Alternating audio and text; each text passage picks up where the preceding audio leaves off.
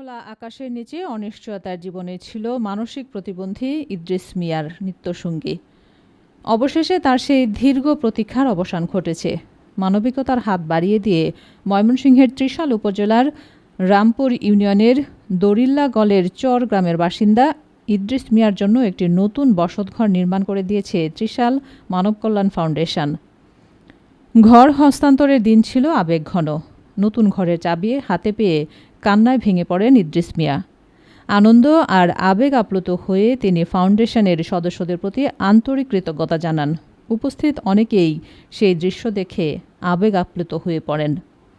ঘর হস্তান্তর অনুষ্ঠানে ত্রিশাল মানব কল্যাণ ফাউন্ডেশনের প্রধান সমন্বয়ক মোহাম্মদ মিনহাজ, স্থানীয় গণ্যমান্য ব্যক্তিবর্গ এবং এলাকার বাসিন্দারা উপস্থিত ছিলেন।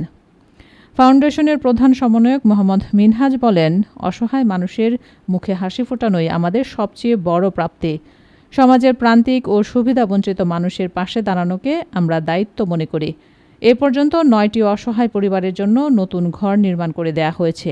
পাশাপাশি দুস্থ ও অসুস্থ মানুষের চিকিৎসা সহায়তা, শিক্ষার্থীদের শিক্ষা উপকরণ প্রদান এবং কর্মহীন মানুষের স্বাবলম্বী হওয়ার লক্ষ্যে অটো ভ্যানসহ বিভিন্ন ধরনের সহায়তাও দেয়া হয়েছে। তিনি আরও বলেন, মানবিক এই কার্যক্রম ভবিষ্যতেও অব্যাহত থাকবে।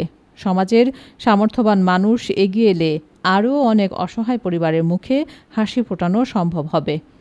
স্থানীয়রা জানান, ত্রিশাল মানব কল্যাণ ফাউন্ডেশনের এমন উদ্যোগ শুধু একটি ঘর নির্মাণের মধ্যেই সীমাবদ্ধ নয়, এটি একজন অসহায় মানুষের জীবনকে নতুন করে বাঁচার স্বপ্ন দেখিয়েছে।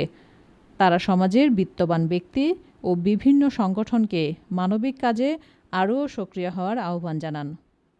দিগন্ত বার্তা, ত্রিশাল।